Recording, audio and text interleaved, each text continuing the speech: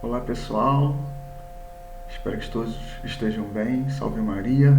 Estamos iniciando agora o quarto programa, nosso encontro de estudo do Catecismo da Igreja Católica.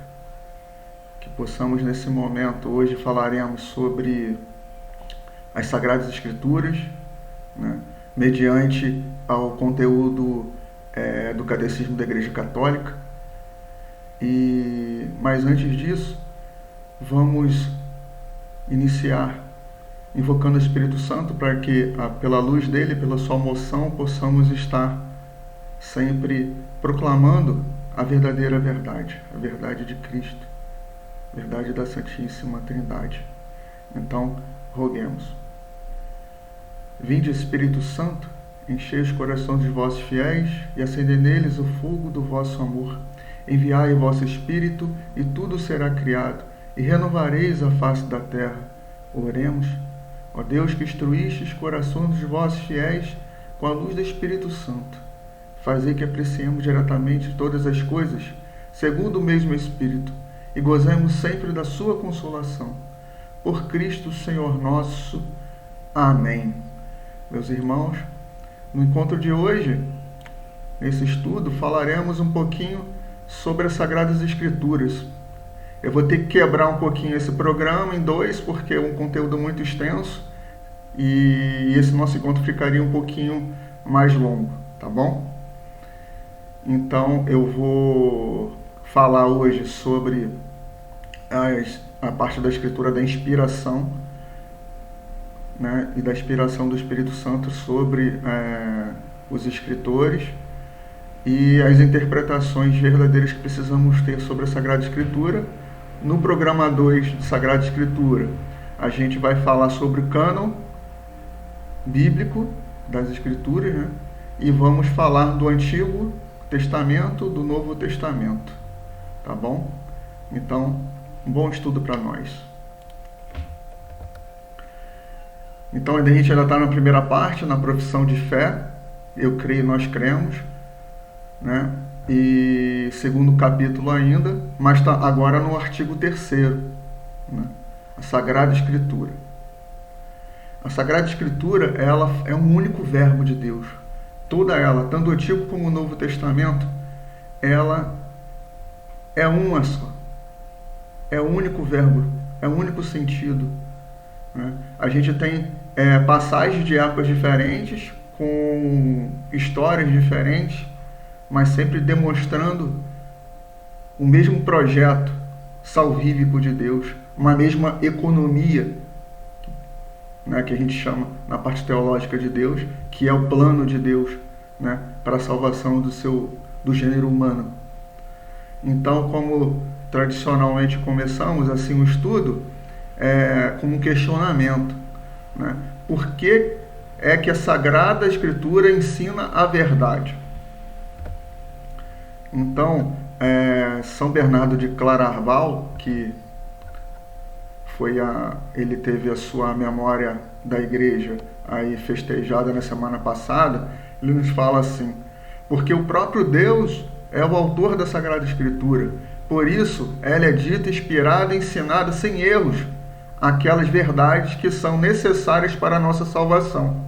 Com efeito, o Espírito Santo inspirou os autores humanos, os quais escreveram aquilo que ele nos quis ensinar.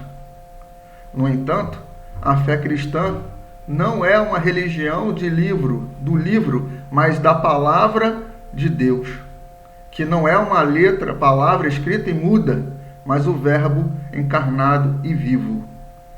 Então, meus irmãos, todos podemos ler as Sagradas Escrituras. Qualquer pessoa tem acesso, seja por internet, aplicativo, pela própria Bíblia. A Bíblia é o livro mais vendido no mundo, mas ela, para ser vivificada, para não ser letra morta, a gente vai ouvir um pouquinho desse termo, que é bem falado no estudo da Sagrada Escritura. A letra morta é aquilo que a gente lê e não vivifica. A gente lê e vira a letra morta, ela não faz frutos nenhum em nós.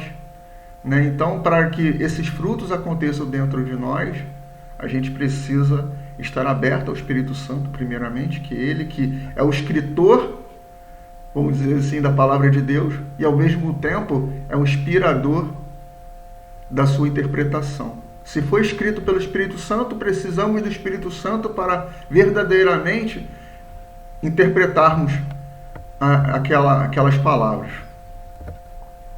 né? E no Dei Verbo 12, que é o documento do Concílio Vaticano II, mais uma vez a Escritura é inspirada.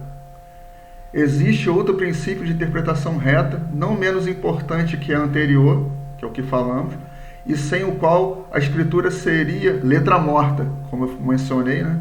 A Sagrada Escritura deve ser lida e interpretada com o mesmo espírito com que foi escrita. Então eu falei um pouquinho já sobre isso. Se foi o próprio Espírito Santo que a escreveu, precisamos do Espírito Santo para interpretá-la. Não cabe aqui a gente está mencionando, por exemplo, como muita gente utiliza agora no meio político, né, as palavras de Deus, o que está na Bíblia é errado, e nós católicos não podemos aplaudir ou compartilhar essas ideias, né? Então a palavra de Deus é para ser usada e vivificada para a salvação do gênero humano no sentido espiritual, não para proclamar uma verdade partidária ou ideológica ou pessoal. É para a salvação do gênero humano, né? Então, quando a gente ouve a verdade vos libertará, em João, no capítulo 14, essa verdade é verdade de Deus, não é uma verdade pessoal, uma interpretação individual. Como interpretar a Sagrada Escritura? O Concílio Vaticano II, ele nos indica 3 critérios para uma interpretação da Escritura conforme ao Espírito que a inspirou, que também está lá no Dei Verbo número 12. Então ele nos indica dessa forma, precisamos de 3 caminhos que vão nos direcionar mais fielmente a essa interpretação. O primeiro é prestar grande atenção ao conteúdo e à unidade de toda a Escritura. Grande atenção, não é ler e já achar que já tem a interpretação. Precisamos olhar o conteúdo, a unidade, né? Apesar de ser um verbo só, foi escrito em momentos diferentes, então por povos diferentes, por culturas diferentes. Então a gente precisa estar sempre atento a essa diversidade. Então São Tomás de Aquino fala assim também sobre essa questão. Por coração de Cristo, entende-se a Sagrada Escritura que nos dá a conhecer o coração de Cristo. Este coração estava fechado antes da paixão, porque a Escritura estava cheia de obscuridades, mas a Escritura ficou aberta depois da paixão, e assim, aqueles que desde então a consideram com inteligência, discernem o modo como as profecias devem ser interpretadas. É maravilhoso esse pensamento de São Tomás de Aquino, como todos os deles. Outro critério de interpretação correta da Sagrada Escritura é ler a Escritura na tradição viva de toda a Igreja. A tradição, ela por si só já é a própria Escritura, como a gente já falou em algumas outras, nos últimos encontros, né? A tradição que também ajudou através da inspiração do Espírito Santo, a escritura do Novo Testamento, dos outros livros do Antigo Testamento, né? E a Igreja, depois de Jesus Cristo, dos apóstolos e depois de seus bispos, também, pela tradição, a gente interpreta corretamente essas palavras e autentica essas interpretações e também atualiza e traz à luz das nossas necessidades atuais, né? Então é importantíssimo sempre estar à luz da tradição, né? Utilizando corretamente as interpretações do magistério, que nos proporciona esse direcionamento, bem como o Catecismo da Igreja Católica, no qual estamos estudando. O terceiro critério está atento à analogia da fé. A analogia da fé seria a gente estar comparando de forma contundente as passagens, né?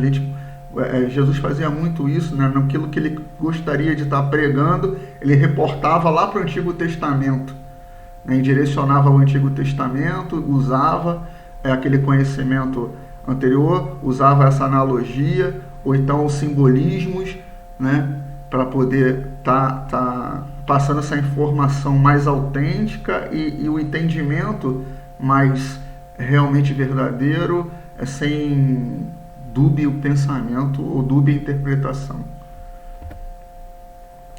Queria falar aqui que não é um questionamento, mas um complemento de ideias. A Sagrada Escritura, segundo uma antiga tradição lá medieval, né, da época medieval, a gente sabe que naquela época a parte medieval lá daquela época tinha muitos problemas de heresias, né? A gente tinha várias situações desse tipo e vários cismas acontecendo ao mesmo tempo dentro da igreja. Então se colocou alguns pontos a distinguir o sentido da Escritura, né? Como que foi escrito a Escritura? Teve linguagem diferente por pessoas diferentes. As Sagradas Escrituras, ela é inspirada pelo Espírito Santo. Ela não é uma psicografia que o Espírito Santo baixa sobre uma pessoa e escreve tudo que o Espírito Santo quer. Não. O Espírito Santo nos inspira a escrever, mas dentro das nossas realidades.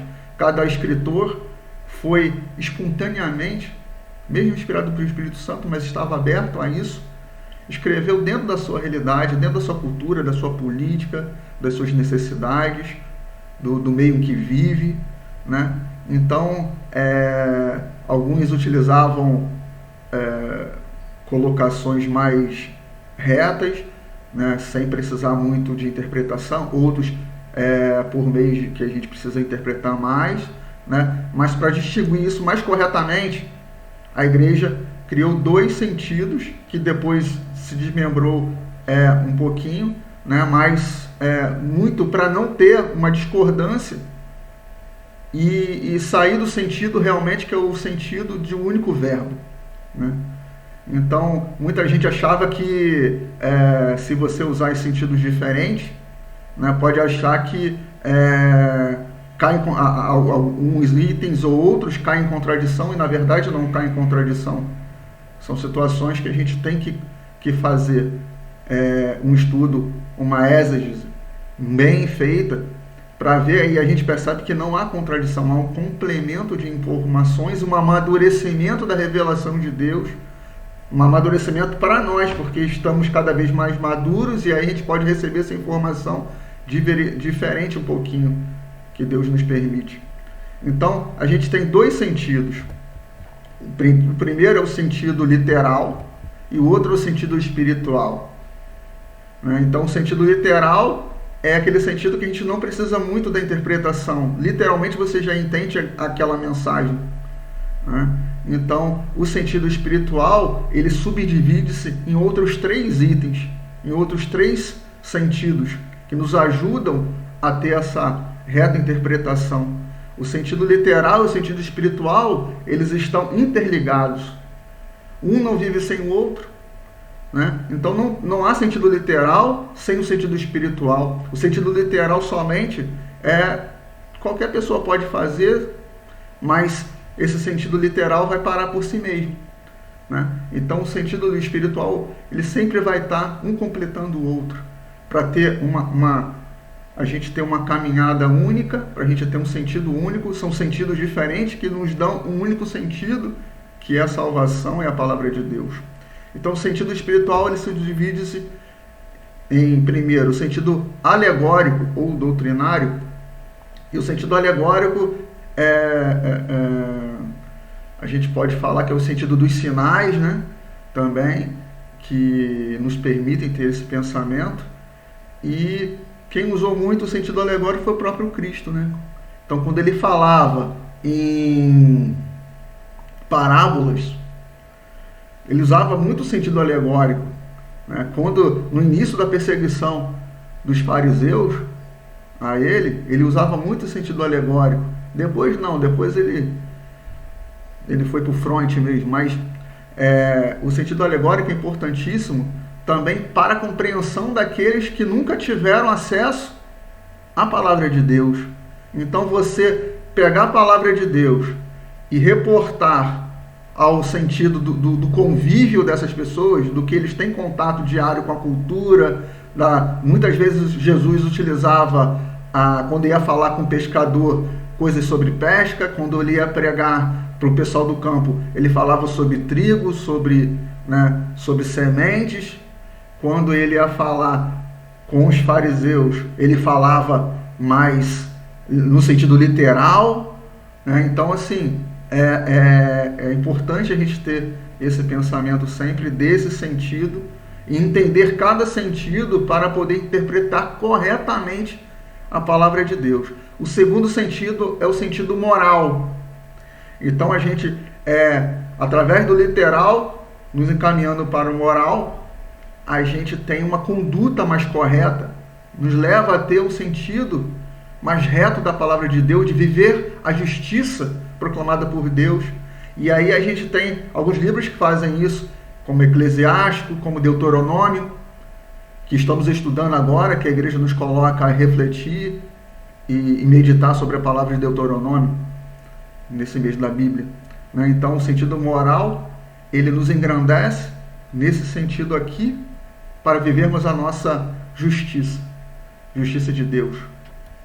E o terceiro sentido é o sentido anagógico.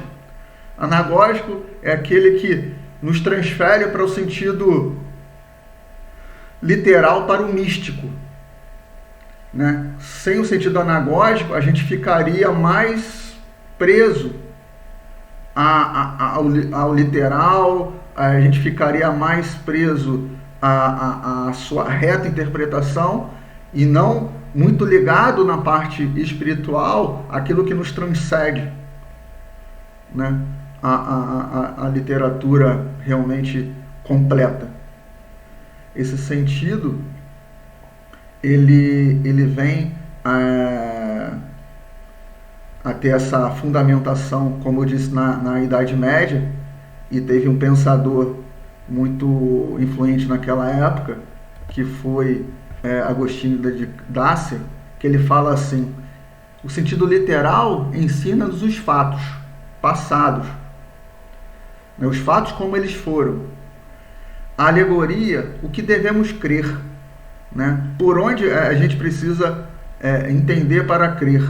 A moral, o que devemos fazer por meio da justiça de Deus para compreendermos corretamente essa interpretação da palavra de Deus. E a anagogia é para onde devemos caminhar. Ela nos transcende toda esse sentido, nos transcende para caminhada com Deus, né, em busca da santidade.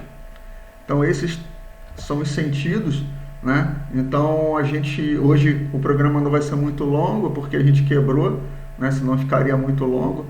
Na semana que vem eu vou estar falando sobre o cânon da igreja, né? O cânon das escrituras, do Antigo Testamento e do Novo Testamento, né? Então a gente vai falar mais um pouquinho, a gente vai falar aí os 20 parágrafos do catecismo, são 22 parágrafos sobre as Sagradas Escrituras. Então, meus irmãos, eu creio que é pouco tempo, né, que a gente fica aqui falando. O meu desejo é que a gente coloque, de repente possa voltar mais rapidamente aí e ter um estudo pessoal, né, dentro de nossa paróquia, da nossa arquidiocese de maneira geral, que possamos estudar cada vez mais o catecismo da Igreja Católica, tá bom, irmãos? Então, espero que fique com Deus. O próximo programa ele vai ser mais próximo do dia de São Jerônimo, que é o final do mês, que é o santo que fez a tradução da Bíblia, né? Então, assim, não vou adentrar agora, mas vai ser importantíssimo vocês estarem participando do nosso 5º encontro, que a gente vai nos aprofundar sobre a Palavra de Deus, Sagradas Escrituras, tá bom? Deus abençoe vocês, que fiquem sempre no colo da Virgem Maria. Dia 19, né, se vocês estiverem vendo o vídeo dia 19, hoje, de setembro, é o dia que a igreja dedica a sua intenção a Nossa Senhora, sobre o título de Nossa Senhora. E todo sábado tem essa devoção a Nossa Senhora, né? Então, Nossa Senhora de La Salette, que possamos, assim como ela, sempre ter essa esperança no gênero humano, né? Apesar que ela estava sempre aparece chorando, mas pedindo para que sempre rezemos o terço, estejamos sempre com ela. Rezemos a Ave Maria para encerrarmos esse nosso encontro. Ave Maria, cheia de graça, o Senhor é convosco. Bendita sois vós entre as mulheres, e bendito é o fruto do vosso ventre, Jesus. Santa Maria, Mãe de Deus, rogai por nós, pecadores, agora e na hora de nossa morte. Amém. Glória ao Pai, ao Filho e ao Espírito Santo, como era no princípio, agora e sempre. Amém. Fique com Deus, salve Maria, Deus abençoe todos e até o próximo encontro.